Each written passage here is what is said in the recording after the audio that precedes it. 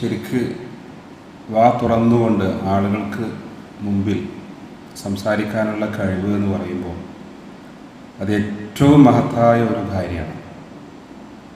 എന്തൊക്കെ ഉണ്ടായാലും നമ്മൾ എത്ര വലിയ അധികാരം, വലിയ ഓഫീസറാണ്, ഒരുപാട് ബിരുദങ്ങളുണ്ട്, ബിരുദാനന്തര ബിരുദമുണ്ട്, പക്ഷേ നാലാളിരിക്കുമ്പോൾ അവരുടെ മുഖത്ത് നോക്കിയിട്ട് നമ്മുടെ മനസ്സിലുള്ള ആശയങ്ങൾ ഇങ്ങനെ പറഞ്ഞ് ഫലിപ്പിക്കാൻ പറ്റില്ല എങ്കിൽ അവിടെ നമ്മൾ വട്ടപൂജയായിരിക്കും. സർട്ടിഫിക്കറ്റ് കൊണ്ടൊന്നും ഒരു കാര്യമില്ല. അപ്പോൾ ഇത് നമ്മളിങ്ങനെ പ്രാക്ടീസിലൂടെ പറഞ്ഞ് ചെറിയ ചെറിയ കാര്യങ്ങൾ പറഞ്ഞ് ഇങ്ങനെ നമ്മൾ ഉണ്ടാക്കിയെടുക്കുന്ന വേണം. അനുശോചന പ്രസംഗം എന്നൊരു പ്രസംഗവും ഉണ്ട്. നമുക്ക് ചിലപ്പോൾ ഈ പ്രസംഗം പ്രസംഗിക്കേണ്ടതായിട്ട് വരും.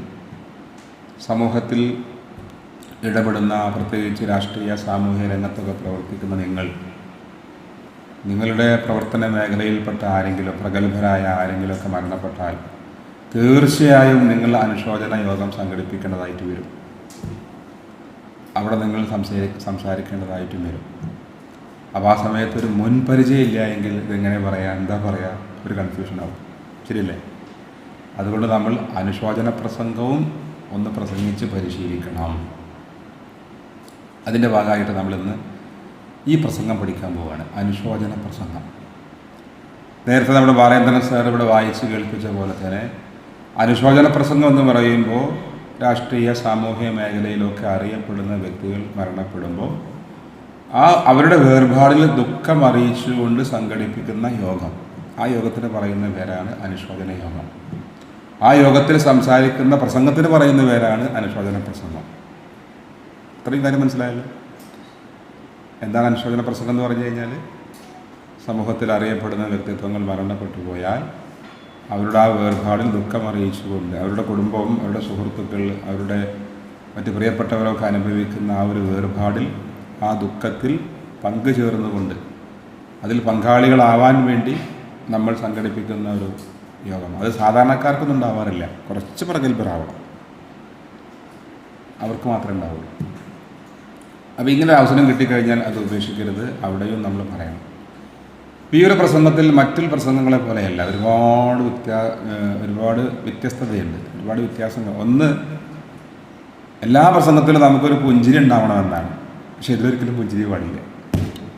ഒരാൾ മരിച്ച ആ അനുശോചന യോഗമാണല്ലോ, അപ്പോൾ നമ്മൾ ആ ഒരു ഗൗരവത്തിൽ മുഖത്തൊരു ദുഃഖഭാവം ഉണ്ടായിരിക്കണം. അതാണ് ഒന്ന്, ദുഃഖഭാവം എന്ന് കരുതി കരയണമെന്നല്ല, ഒരു ദുഃഖസാന്ദ്രമായ ഒരു അന്തരീക്ഷം, ദുഃഖസാന്ദ്രമായ ഒരു മുഖഭാവം ഉണ്ടായിരിക്കും, അതൊന്ന്.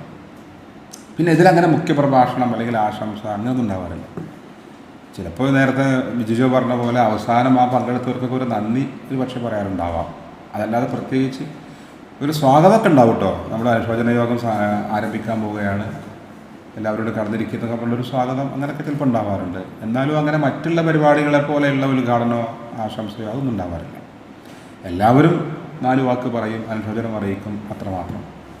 പിന്നെ ശ്രദ്ധിക്കേണ്ടത്, ഈ മരണപ്പെട്ടു പോയ വ്യക്തിക്ക് ഒരുപാട് ന്യൂനതകളുണ്ടാവും, പോരായ്മ, അതൊരിക്കലും പറയാൻ പാടില്ല. ഞാനും അദ്ദേഹം കൂടിയായിരുന്നു ഇടയ്ക്കൊക്കെ ബാറിൽ പോയി 2 പങ്കെടുക്കാറ്, ഒന്നും പറയാൻ പാടില്ല. അപ്പോൾ അദ്ദേഹത്തിൻ്റെ ഒരു കുറ്റവും കുറവും അവിടെ ഒരിക്കലും പറയാം. പോസിറ്റീവായ വശങ്ങൾ മാത്രമേ പറയാം. വേറെ എന്താ നമ്മളതിൽ പറഞ്ഞത്? നമ്മളിപ്പോൾ വായിച്ച് കുറേ കേട്ടില്ലേ? പിന്നെ ശ്രദ്ധിക്കേണ്ട കാര്യങ്ങൾ, അദ്ദേഹത്തിൻ്റെ സൽഗുണങ്ങൾ, അദ്ദേഹത്തിൻ്റെ സംഭാവനകൾ, സേവനങ്ങൾ, അദ്ദേഹം ഈ സമൂഹത്തിന് ഈ നാടിന് ചെയ്ത നന്മകൾ, അതൊക്കെ പറയാം. പിന്നെ അദ്ദേഹം ഇപ്പോൾ ഏതെങ്കിലുമൊക്കെ ഒരു സ്കൂളിലെ അധ്യാപകനാണ് അല്ലെങ്കിൽ ഏതെങ്കിലുമൊക്കെ, അപ്പോൾ അദ്ദേഹത്തിൻ്റെ ഒരുപാട് നല്ല നല്ല പ്രവർത്തനങ്ങൾ തുടങ്ങി വെച്ചിട്ടുണ്ടാകും, പക്ഷെ പൂർത്തിയാക്കാൻ പറ്റിയിട്ടില്ല, അതൊക്കെ എന്ത് ചെയ്യാം, പറയാം. പിന്നെ അദ്ദേഹത്തിൻ്റെ സ്ഥാനത്തേക്ക് ഇനി ആരാ വരുന്നത്, അങ്ങനെയൊക്കെ പറയാം കേട്ടോ. അങ്ങനെ ഉണ്ടാവും. ചിലപ്പോൾ ഒരു സ്കൂളിലെ HM ആണ്, അപ്പോൾ ഞാൻ ഭാഗത്തേക്കാരാണ്, അല്ലെങ്കിൽ നാട്ടിലെ ഒരു പ്രഗത്ഭനാണ്, അല്ലെങ്കിൽ സംഘടനാ പ്രവർത്തകനാണ്, അപ്പോൾ അങ്ങോട്ട് ആരെങ്കിലുമൊക്കെ തീരുമാനിച്ചിട്ടുണ്ടെങ്കിൽ ആ സ്ഥാനത്തേക്ക് നമ്മൾ ഉദ്ദേശിക്കുന്നത് ഈ വ്യക്തി, അങ്ങനെയൊക്കെ പറയാം, ഒന്നും കുഴപ്പമില്ല. അത്രയൊക്കെ തന്നെ ഉള്ളൂ.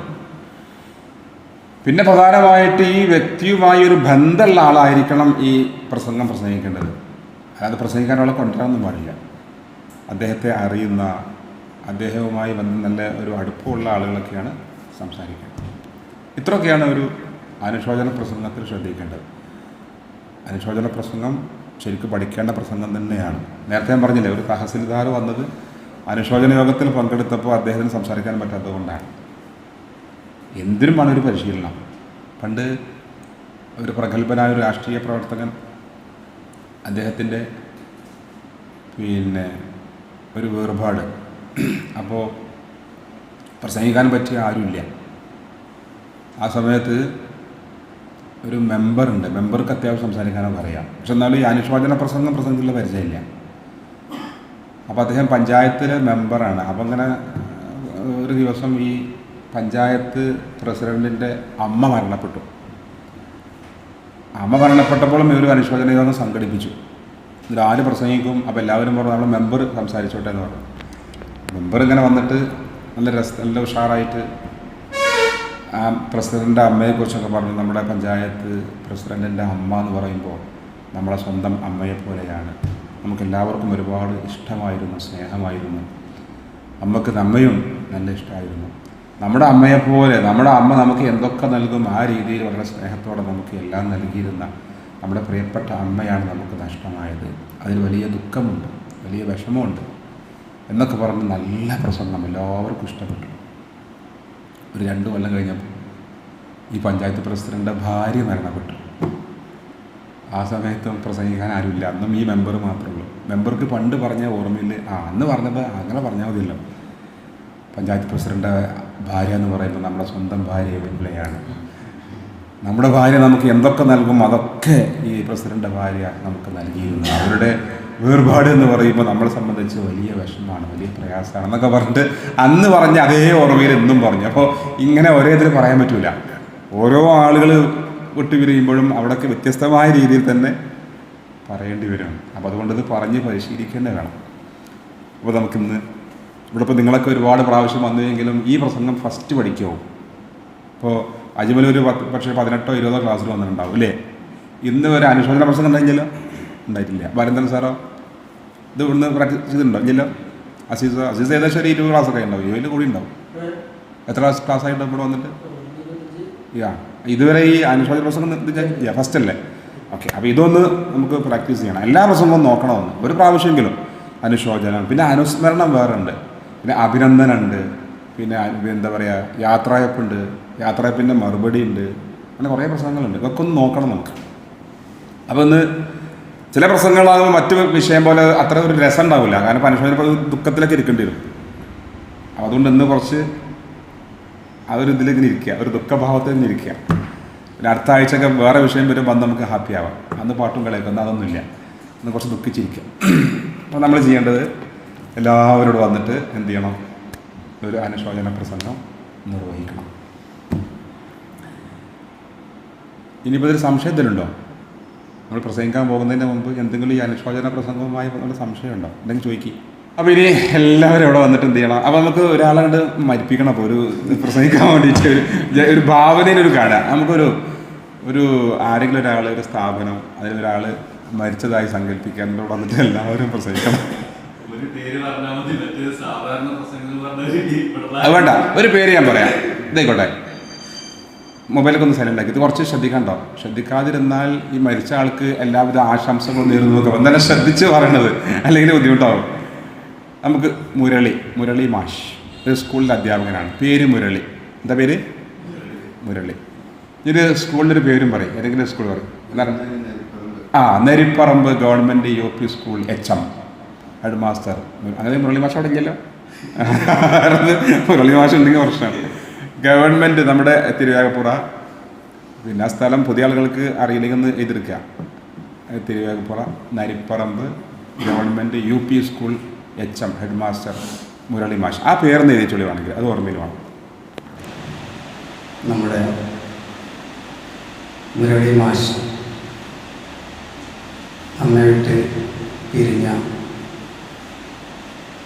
അനുശോചന യോഗത്തിലാണ് നമ്മളെല്ലാവരും ഉള്ളത്. നമുക്കറിയാം,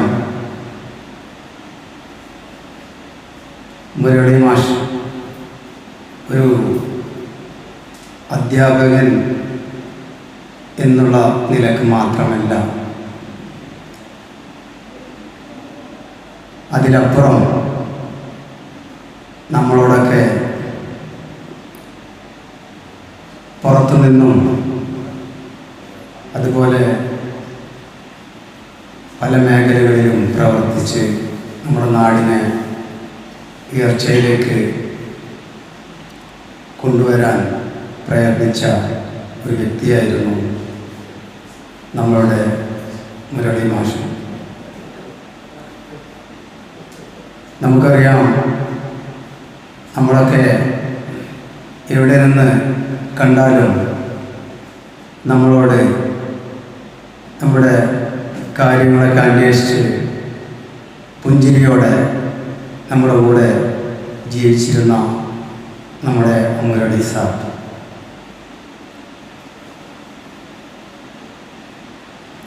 അതുപോലെ സാമൂഹിക മേഖലയിലാണെങ്കിലും എല്ലാ മേഖലകളിലും നമ്മോടൊപ്പം പ്രവർത്തിച്ചത് നമ്മുടെ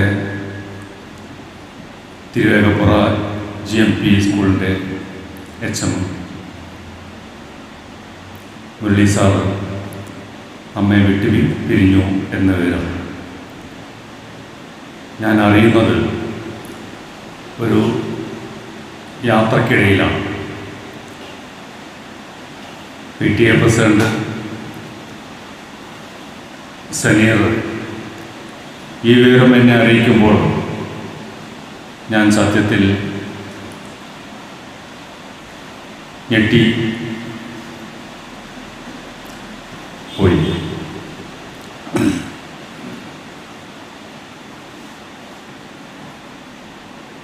മുരളി സാറിൻ്റെ ഈ വിയോഗത്തിൽ ഞാൻ എൻ്റെ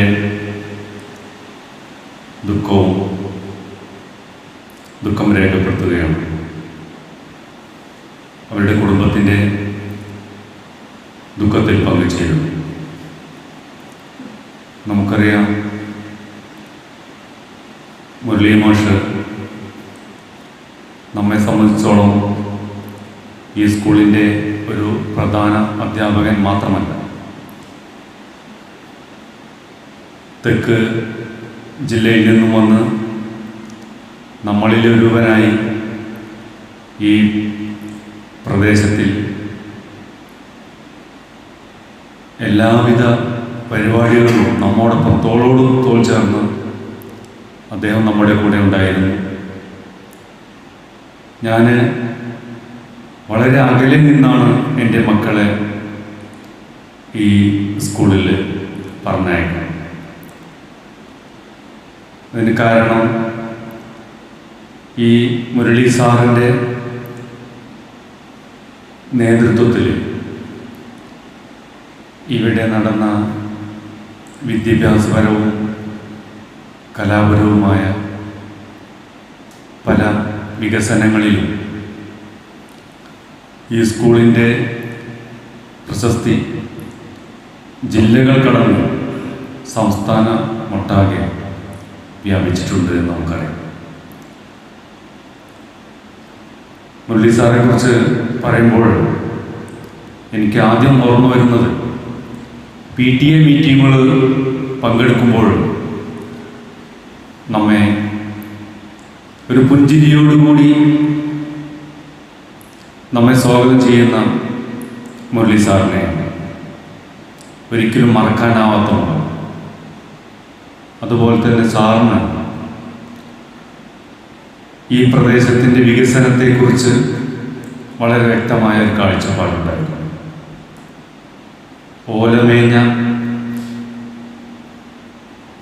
കെട്ടിടങ്ങൾ മാത്രമായിരുന്ന ഈ സ്കൂള് ഇന്ന് അദ്ദേഹത്തിൻ്റെ ശ്രമഫലമായി വളരെ മികച്ച രീതിയിൽ ബഹുനില കെട്ടിടങ്ങളിലേക്ക് മാറിയത് മുരളി സാറിൻ്റെ പ്രത്യേക പരിശ്രമം കൊണ്ടാണ് എന്ന് പറയുന്നതിൽ എനിക്ക് സന്തോഷമുണ്ട്. അദ്ദേഹം പലപ്പോഴും മലപ്പുറത്ത് ജില്ലാ ആസ്ഥാനത്ത്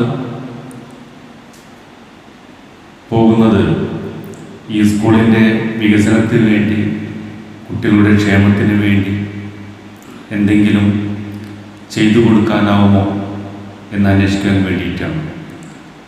അതുപോലെ തന്നെ അദ്ദേഹം നിരന്തരം തിരുവനന്തപുരത്ത് പോയിരുന്നതും അദ്ദേഹത്തിൻ്റെ വ്യക്തിപരമായ കാര്യങ്ങൾക്കായല്ല, തൻ്റെ പ്രദേശത്തെ തൻ്റെ അധികാരപരിധിയിലുള്ള ഈ തിരുവേഗപ്പുറ സ്കൂളിൻ്റെ വികസനത്തിനും കുട്ടികളുടെ വിദ്യാഭ്യാസപരവും കലാപരവുമായ ഉയർച്ചയ്ക്കും വേണ്ടി എന്തെങ്കിലും ചെയ്യാൻ കഴിയുമോ എന്ന ഒറ്റ ചിന്തയിലാണ് അദ്ദേഹത്തിൻ്റെ ജീവിതത്തിൻ്റെ ഭൂരിഭാഗം സമയം ചെലവഴിച്ചത് എന്ന് നമുക്കറിയാം. ഇദ്ദേഹത്തിൻ്റെ മരണത്തിൽ ഞാൻ വളരെയധികം ഖേദിക്കും, സങ്കടപ്പെടുന്നു. ഇദ്ദേഹത്തെ പറ്റി പറയുമ്പോൾ എനിക്ക് ഓർമ്മ വരുന്നത്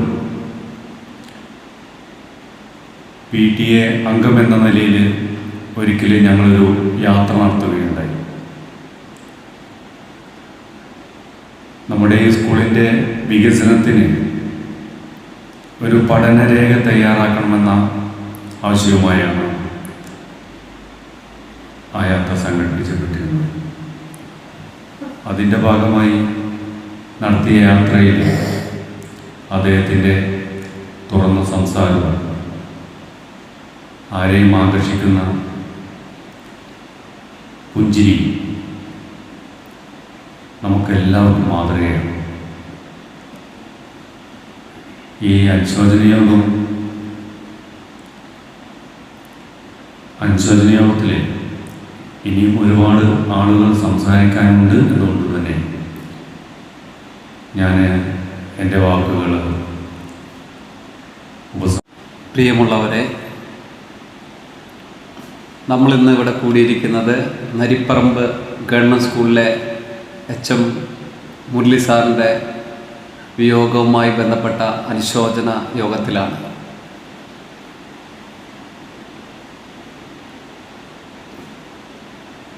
ഇന്ന് നമുക്കെല്ലാവർക്കും, നമ്മളെല്ലാവരെ സംബന്ധിച്ച് വളരെ ഞെട്ടിക്കുന്ന ഒരു വാർത്തയായിരുന്നു ആ വാർത്ത.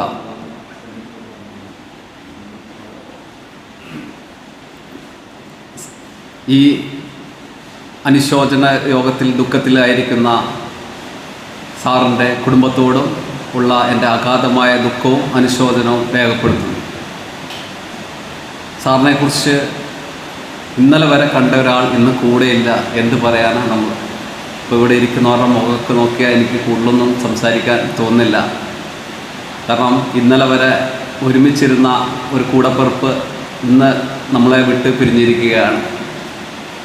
അപ്പോൾ വളരെ വിഷമത്തോടെയാണ് നമ്മളെല്ലാവരും ഇവിടെ നിൽക്കുന്നത്.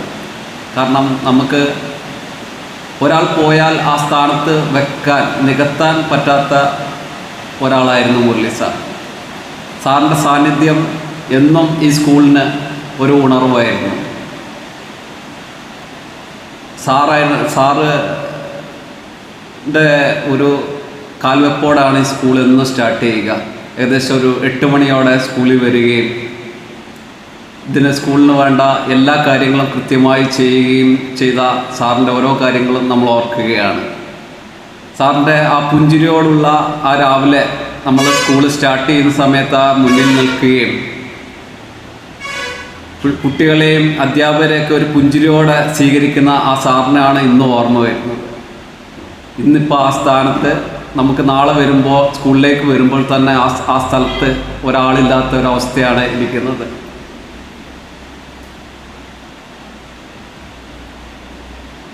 ഈ സ്കൂളിന് മാത്രമല്ല, ഈ സമൂഹത്തിലും സാറിൻ്റെതായ ഒരു നിലപാടുള്ള ഒരു അധ്യാപകനായിരുന്നു സാർ. ഒരു HMൻ്റെ ഒരു അഹങ്കാരമൊന്നുമില്ലാതെ വളരെ സൗമ്യനായ ഭാഷയോടെ കൂടെ എല്ലാ അധ്യാപകരെയും ഒരേപോലെ കാണാൻ ഈ മുരളി സാറിന് സാധിച്ചു. അത് സാറിൻ്റെ വ്യക്തിത്വത്തിലുള്ള ഒരു വലിയ മികവാണ്. ഈ സ്കൂളിൽ മുൻകാലത്ത് പല പ്രശ്നങ്ങളും നടന്നിരുന്നു. നമുക്കറിയാം, പാർട്ടിപരമായി ഉള്ള പ്രശ്നങ്ങളും കാര്യങ്ങളെല്ലാം കൊണ്ട് സ്കൂളിലെ ഡിവിഷനുകൾക്കൊക്കെ പല പ്രശ്നങ്ങളും സംഭവിച്ചിരുന്നു. എന്നാൽ മുരളി മാഷിൻ്റെ HM സ്ഥാനക്കയറ്റത്തോടെ സ്കൂൾ ഒരു ഉയർത്തെണീക്കലാണ് പിന്നീട് സംഭവിച്ചത്. പിന്നീട് ഡിവിഷൻ കുറഞ്ഞ സ്കൂൾ വലിയ ഹൈ ഡിവിഷനിലോടുകൂടി ഈ ജില്ലയിലെ തന്നെ ഒരു മാതൃകാ വിദ്യാലയമായി മാറുകയും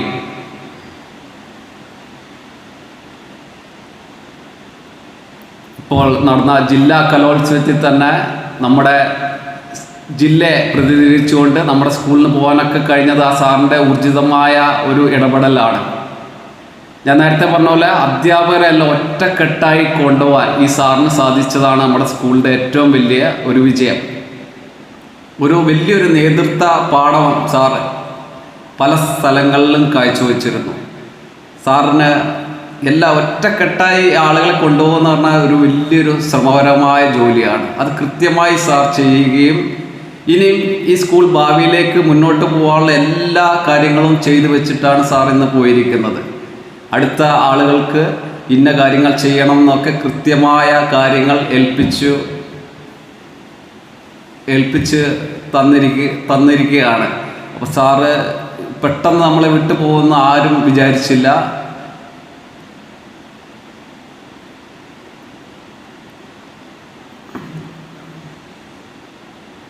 സാറിനോടുള്ള ഞാൻ കൂടുതലൊന്നും പ്രസംഗിക്കുന്നില്ല. കൂടുതൽ ഇത് കഴിഞ്ഞും കുറേ അധികം ആളുകൾ പ്രസംഗിക്കാനുണ്ടല്ലോ. ഞാൻ എൻ്റെ വാക്കുകൾ നിർത്തുന്നു. മുരളി സാറിൻ്റെ നിത്യശാന്തിക്കായി പ്രാർത്ഥിക്കുന്നു. ഇവിടെ എത്തിയ എല്ലാവരോടും നന്ദി പറഞ്ഞുകൊണ്ട് എൻ്റെ വാക്കുകൾ നിർത്തുന്നു. മുരളി സാറിൻ്റെ നിര്യാണത്തിൽ അനുശോചനം അറിയിക്കാൻ വേണ്ടി സംഘടിപ്പിച്ച ഒരു സംഗമത്തിലാണ് നമ്മൾ സംഘടിച്ചുകൊണ്ടിരിക്കുന്നത്. മുരളി സാറിനെ കുറിച്ച് പറയുകയാണെങ്കിൽ അദ്ദേഹവുമായി ഞാൻ വളരെ അടുത്ത ബന്ധം പുലർത്തുന്ന ഒരു വ്യക്തിയാണ്.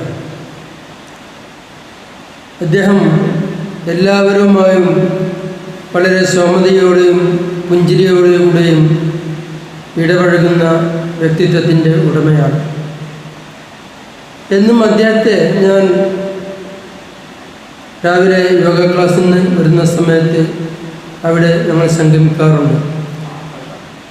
പല വിഷയങ്ങളും ഞങ്ങൾ സംസാരിക്കാറുണ്ട്. കൂടുതലായും സ്കൂളിൻ്റെ വികസനവുമായി ബന്ധപ്പെട്ട വിഷയങ്ങളാണ് ചർച്ച ചെയ്യാറുള്ളത്. മാത്രമല്ല ഓരോ PTA മീറ്റിങ്ങിലും സ്കൂളിൻ്റെ വികസനവുമായി ബന്ധപ്പെട്ട് വളരെയധികം കാഴ്ചപ്പാടുകളോട് കൂടിയാണ് അദ്ദേഹം സംസാരിക്കാറുള്ളത്. അദ്ദേഹം ഇവിടെ വന്ന അന്ന് മുതൽ തന്നെ ഓരോ കാര്യങ്ങളും അക്കമിട്ട് നമുക്ക് ഇന്ന പ്രവൃത്തികൾ ചെയ്യണം, ഇന്നത് കൊണ്ടുവരണം എന്ന് അക്കമിട്ട് പറയുമായിരുന്നു. അതിൻ്റെ അടിസ്ഥാനത്തിലാണ് നമ്മുടെ നിലവിലുണ്ടായിരുന്ന ഓടുമേഞ്ഞ കെട്ടിടം പൊളിച്ച് ഇപ്പോൾ 2 നില ബിൽഡിങ് വാർപ്പോട് കൂടി നമ്മൾ പൂർത്തീകരിച്ചത്. അതുപോലെ തന്നെ നമ്മുടെ സ്കൂളിൻ്റെ മുറ്റം കട്ട വിരിച്ച് ഉഷാറാക്കിയതും അദ്ദേഹത്തിൻ്റെ പ്രവർത്തനത്തിൻ്റെ ഫലമായിട്ടാണ്. അതുപോലെ തന്നെ കുട്ടികൾക്ക് കളിക്കാനും സ്ലൈഡിങ് മെഷീനുകളും കുട്ടികൾക്ക് കളിക്കാനുള്ള ഊഞ്ഞാലും എല്ലാം സജ്ജീകരിച്ചു. അതുപോലെ തന്നെ കുട്ടികൾക്ക് നീന്തൽ പഠിക്കാൻ വേണ്ടി ഒരു നീന്തൽക്കുളം സജ്ജീകരിച്ചതും അദ്ദേഹത്തിൻ്റെ ശ്രമഫലമായി മാത്രമാണ്. പിന്നെ അദ്ദേഹത്തെക്കുറിച്ച് കൂടുതൽ പറയുകയാണെങ്കിൽ അദ്ദേഹം ആരോഗ്യം വളരെയധികം ശ്രദ്ധിക്കുന്ന കൂട്ടത്തിൽപ്പെട്ട ഒരാളായിരുന്നു. അദ്ദേഹം ഒരു മുടക്കവും കൂടെ എല്ലാ ദിവസവും വ്യായാമത്തിനും മറ്റു കാര്യങ്ങൾക്കും വേണ്ടി കുറച്ച് സമയം അദ്ദേഹം നീക്കിവെക്കാറുണ്ട്. അദ്ദേഹത്തിൻ്റെ ഈ പെട്ടെന്നുള്ള വിയോഗത്തിൽ വളരെയധികം ഖേദം പ്രകടിപ്പിക്കുന്നു. അനുശോചനം അറിയിക്കുന്നതോടൊപ്പം അദ്ദേഹത്തിൻ്റെ കുടുംബത്തിൻ്റെ ദുഃഖത്തിൽ പങ്കുചേരുകയും ചെയ്യുന്നു. ഇനിയും ഇവിടെ ഒരുപാട് ആളുകൾ സംസാരിക്കാനുള്ളത് കൊണ്ട് ഞാൻ എൻ്റെ പ്രസംഗത്തെ നിർത്തുകയാണ്. ഇവിടെ കൂടിയ എല്ലാവർക്കും നന്ദി പ്രകാശിപ്പിച്ചുകൊണ്ട് നിർത്തുന്നു. നരിപ്പറമ്പ് UP സ്കൂളിലെ ഹെഡ് മാസ്റ്റർ മരണപ്പെട്ട വിവരം വളരെ വ്യസനത്തോടു കൂടിയാണ് ഞാൻ അറിഞ്ഞത്. അദ്ദേഹം മാരകമായ ഒരു അസുഖപ്പെട്ട ഒരു 6 മാസമായി കിടപ്പിലായിരുന്നു എന്നും ഇപ്പോഴാണ് അറിയുന്നത്. അദ്ദേഹം സ്കൂളിൽ വന്ന് ജോയിൻ ചെയ്തതിന് ശേഷമാണ് ഈ സ്കൂൾ ബസ് ഉണ്ടായതും. ആദ്യം ഒന്നുണ്ടായി, ഇപ്പം 3 ബസ് അദ്ദേഹവും PTA പ്രസിഡന്റും നാട്ടുകാരുടെ എല്ലാ സഹായം കൊണ്ട് 3 ബസ് ഇപ്പം ഉണ്ട്. അതുപോലെ കുട്ടികൾക്ക് കളിക്കാൻ ഒരു പൂന്തോട്ടവും ഇതെല്ലാം അദ്ദേഹത്തിൻ്റെ ഒരു പ്രയത്നഫലമായിട്ടാണ്. 4-5 വർഷമാണ് സാധാരണ ഒരു ഹെഡ് മാസ്റ്റർ ഗവൺമെൻറ് സ്കൂൾ കിട്ടാറ്. അപ്പോഴേക്ക് അവർക്ക് ട്രാൻസ്ഫർ ആവും. സ്ഥിരമായിട്ട് ആരും ഉണ്ടാകും. അതുപോലെ തന്നെ അദ്ദേഹത്തിൻ്റെ ഭാര്യ ഇവിടെ മണ്ണങ്ങോട് സ്കൂളിലാണ്. പിന്നെ ഏറെ വിഷമം, അവർക്ക് കുട്ടികളൊന്നുമില്ല. അദ്ദേഹത്തിൻ്റെ ഈ ജീവിതത്തിൽ അദ്ദേഹത്തിൻ്റെ കുടുംബത്തോടൊപ്പം ഞാൻ അതിൻ്റെ പുറമെ വേറൊന്ന് പറയുന്നത്, ഞാനിതിൻ്റെ മുന്നേ ഒരു അനുശോചന യോഗത്തിൽ പങ്കെടുക്കുന്നുണ്ട്. നമ്മളുടെ അയ്യപ്പൻ തൊടിയിലെ മുസ്ലിം മരിച്ചിട്ട് കുഞ്ഞു മുസ്ലിം വെച്ചിട്ട് രാഷ്ട്രീയ പ്രതിനിധികളുടെ കൂട്ടത്തിൽ എന്നെയും വിളിച്ചു. പക്ഷെ ഞാൻ ഒരൊറ്റ വാക്കേ പറഞ്ഞുള്ളൂ, മുസ്ലിയാരുടെ കുടുംബത്തിലെ യോഗത്തിൽ അനുശോചനത്തിൽ ഞാനും പങ്കുചേരണമെന്ന് മാത്രം. ഇപ്പം മാത്രമേ ഇപ്പോൾ 2-3 വാരം എന്തെങ്കിലുമൊക്കെ പറയാമെന്ന് തോന്നുന്നു. മറ്റേ ആളെ വിളിക്കലും എൻ്റെ പ്രസംഗം കഴിയും. ഇവർ ഫോട്ടോ ഒക്കെ എടുക്കാൻ വരുമ്പോഴേക്കും ഞാൻ കഴിഞ്ഞു പോകുന്നുണ്ട്. അതിന് 2-3 വാക്കേ പറയുള്ളൂ, കൂടുതലേക്ക് പറയില്ല, പറയാൻ തോന്നുമില്ല. പലതും പറയാന്ന് വെച്ചിട്ടാണ് കയറി ചെല്ലുക. അവിടെ എത്തുമ്പോഴേക്കും അത് എന്തൊക്കെ അറിയില്ല പെട്ടെന്ന്. ഇപ്പോൾ അതല്ല, എന്തെങ്കിലും തെറ്റോ ശരിയോ എന്താണെങ്കിലും 2-3 മിനിറ്റ് എന്തെങ്കിലുമൊക്കെ സംസാരിക്കുക എന്നുള്ളൊരു ഇതിങ്ങനെ ധൈര്യം ഇങ്ങനെ വന്നുകൊണ്ട് GPS സ്കൂളിൻ്റെ പ്രധാന അധ്യാപികയായ മുരളി മാഷിൻ്റെ യോഗത്തിലാണ്. അദ്ദേഹത്തെ പറ്റി പറയാൻ വാക്കുകളെ കിട്ടുന്നില്ല. കാരണം ഇന്ന് രാവിലെ മലപ്പുറത്തുള്ള യാത്രയിലാണ് അദ്ദേഹത്തിൻ്റെ വിയോഗം അറിയാൻ സാധിച്ചത്. അതിൻ്റെ ഷോക്കിൽ നിന്ന് തന്നെ വിമുക്തനാവാൻ സാധിച്ചിട്ടില്ല. ഒരുപാട് കാലത്തെ 10-20 വർഷത്തോളം മൂപ്പരുമായിട്ട് ഒരു ആത്മബന്ധം നിലനിർത്താൻ സാധിച്ച ഒരു സുഹൃത്താണ് ഞാൻ. പല കാര്യങ്ങളും സംസാരിക്കാനും മൂപ്പര കൂടെ ചില കാര്യങ്ങൾ മൂപ്പര പ്രവൃത്തിയിൽ നിന്നും പഠിക്കാനും സാധിച്ച ഒരു വ്യക്തിയാണ്. തെക്കൻ ജില്ലയിൽ നിന്നും ഇവിടെ വന്ന് നമ്മളുടെ ഒരു നാട്ടുകാരനായി ഇവിടെ ജീവിച്ച് നമ്മളുടെ സ്കൂളിൻ്റെ പ്രവർത്തനത്തിലും ദുഃഖത്തിലും സന്തോഷത്തിലും ഒരുപോലെ ഉൾക്കൊണ്ട ഒരു വ്യക്തിത്വമാണ്. അദ്ദേഹത്തിൽ നിന്ന് ഞാൻ പഠിച്ചൊരു കാര്യം, മൂപ്പര് എപ്പോഴും സ്കൂളിൻ്റെ ആവശ്യങ്ങൾക്ക് അദ്ദേഹം ഇവിടെ കടന്നു വരുമ്പോൾ ഈ സ്കൂളിൻ്റെ അവസ്ഥ വളരെ മോശമായിരുന്നു. പറഞ്ഞാൽ കേൾക്കാത്ത ഒരു ക്ലാസ് റൂം തന്നെ നമ്മൾക്കിവിടെ ഉണ്ടായിരുന്നു. അവരെ സ്നേഹത്തോടെ നമ്മളെല്ലാവരും അവരോട് ഗൗരവത്തിൽ സംസാരിക്കുമ്പോൾ ഒരു വിദ്യാർത്ഥിയെ എങ്ങനെയാണ് സ്നേഹത്തോടെ തൻ്റെ അടിമയാക്കി മാറ്റാം എന്നുള്ളത് മൂപ്പരെ ഒരു പ്രത്യേക കഴിവായിരുന്നു. കൂടെ നിൽക്കാത്തവരെ കൂട്ടുപിടിച്ച് വളരെ പുഞ്ചിരിയോടുകൂടി മാത്രം സംസാരിച്ച് അവരെ ഭാഗത്തു നിന്ന് വരുന്ന തെറ്റുകളോ കുറ്റങ്ങളോ ഒന്നും തന്നെ പുറത്ത് കാണിക്കാതെ അവർക്ക് നല്ല പ്രവർത്തനങ്ങൾ ചെയ്യാനും നല്ല കാര്യങ്ങൾ സംസാരിക്കാനും എപ്പോഴും ബോധവൽക്കരണം നടത്തി പിന്നാലെ ഉണ്ടാവുന്ന ഒരു വ്യക്തിത്വമാണ്.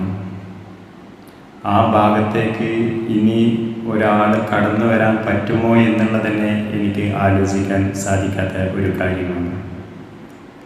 അദ്ദേഹം നമ്മുടെ സ്കൂളിലേക്ക് വന്നിട്ട് ഒരുപാട് കാര്യങ്ങൾ ഇവിടെ ചെയ്തു തന്നിട്ടുണ്ട്. നമ്മളൊന്നും അദ്ദേഹം ഇവിടെ വരുന്നതിൻ്റെ 3 വർഷം മുന്നേ ഞാൻ ഇവിടെ അധ്യാപകനായിട്ടുണ്ടായിരുന്നു. നമ്മൾ ചിന്തിക്കാത്തതിൻ്റെയും അപ്പുറമാണ് മൂപ്പരുടെ ഓരോ കാര്യങ്ങളും പ്രവർത്തനങ്ങളും. ഇടഞ്ഞു നിൽക്കുന്ന വിദ്യാർത്ഥികളെ കയ്യിലെടുത്ത് അവരിൽ ഉണ്ടാവുന്ന കഴിവുകളെ തിരിച്ചറിഞ്ഞ് അവർക്ക് വേണ്ട പ്രോത്സാഹനം നൽകി അവരെ ഉന്നതമായ മാർഗത്തിലൂടെ നടത്താൻ അദ്ദേഹത്തിന് ഒരു പ്രത്യേക കഴിവ് തന്നെ ഉണ്ടായിരുന്നു. ഇനി ഒരിക്കലും അദ്ദേഹം ഇവിടെ ഉണ്ടാവില്ല എന്നുള്ളത് ഉൾക്കൊള്ളാൻ എന്നെ സംബന്ധിച്ചിടത്തോളം സാധിക്കാത്ത ഒരു കാര്യമാണ്. അദ്ദേഹത്തിൻ്റെ ഒരു പ്രത്യേകത എന്ന് പറയുന്നത് മാത്രമാണ് മൂപ്പര് പ്രവർത്തിക്കുന്നത് മാത്രമാണ് മൂപ്പര് പറയുക. അദ്ദേഹം എന്തൊരു കാര്യം ഏറ്റെടുത്ത് കഴിഞ്ഞാലും അതിൻ്റെ അവസാനം എത്തുന്നത് വരെ സംഘടനാപരമായി നോക്കുകയാണെങ്കിൽ അതിൻ്റെ ഒരു കോർഡിനേറ്റിംഗ് കഴിവ് തന്നെ മൂപ്പര് ഏറ്റവും വലിയൊരു പ്രത്യേകതയാണ്. എന്തൊക്കെ പറഞ്ഞാലും ഇനി എത്ര അദ്ദേഹത്തെ പറ്റി പറയാൻ ഒരുപാട് വാക്കുകളും എത്ര പറഞ്ഞാൽ തന്നെ തീരാത്തത്രയും കാര്യങ്ങൾ ഇവിടെയുണ്ട്. അതുപോലെ തന്നെ ഇവിടെ ഒരുപാട് ആളുകൾ എത്തിയിട്ടുണ്ട്. മൂപ്പര സഹപാഠികളും നാട്ടുകാരും ഒക്കെ മൂപ്പരെ പറ്റി സംസാരിക്കാൻ ഇവിടെ ഉണ്ട്.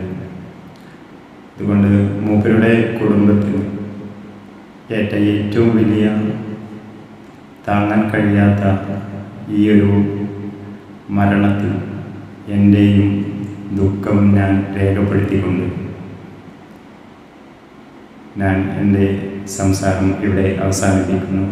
എല്ലാവർക്കും പ്രിയപ്പെട്ട പ്രധാന അധ്യാപകൻ മുരളി സാറിൻ്റെ നിര്യാണത്തോട് ബന്ധപ്പെട്ട് നാം ഇവിടെ കൂടിയിട്ടുള്ളത്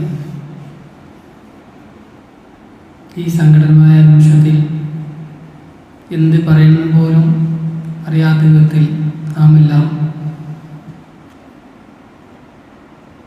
തരിച്ചു പോയിട്ടുണ്ട്. സാറിനെ കുറിച്ച് പറയുകയാണെങ്കിൽ ഞാനിവിടെ പഠിക്കുന്ന സമയത്ത് തന്നെ സാർ HM ആയി ഈ സ്കൂളിലുണ്ട്. അന്ന് തന്നെ സാറിനായിട്ട് മാനസികമായിട്ടും നല്ല അടുപ്പമുണ്ടായിരുന്നു. കാരണം അത്രയും നല്ലൊരു അധ്യാപകനാണ് നമുക്ക് നഷ്ടമായിട്ടുള്ളത്. സാറ് ഈ സ്കൂളിൽ വന്നതിന് ശേഷമായിട്ടാം ഈ സ്കൂളിൻ്റെ ഭൗതിക സാഹചര്യമൊക്കെ മാറ്റം വന്നത്. അദ്ദേഹത്തിൻ്റെ ഈ സ്കൂളിലെ സർവീസ് കാലം തന്നെ നല്ലൊരു മികവുറ്റതാക്കാൻ അദ്ദേഹത്തിന് സാധിച്ചു എന്നതാണ് ഏറ്റവും വലിയ എടുത്തു പറയാൻ പറ്റിയ ഒരു കഴിവ്. തെക്കൻ ജില്ലയിൽ നിന്നും നമ്മുടെ നാട്ടിലേക്ക് വന്ന അദ്ദേഹം ഇവിടെ വരികയും അധ്യാപകരാകുകയും ശേഷം അദ്ദേഹത്തിൻ്റെ ഭാര്യയെയും മക്കളെയൊക്കെ കൊടുന്ന് നമ്മുടെ നാട്ടിൽ വീടെടുത്ത് താമസിക്കുകയും ചെയ്തുമ്പോൾ തന്നെ നമുക്കറിയാം അദ്ദേഹം ഈ നാട്ടിനോട് അത്രയും ബന്ധപ്പെട്ട ഒരാളായി മാറി എന്നതിൻ്റെ ഉദാഹരണമാണ്.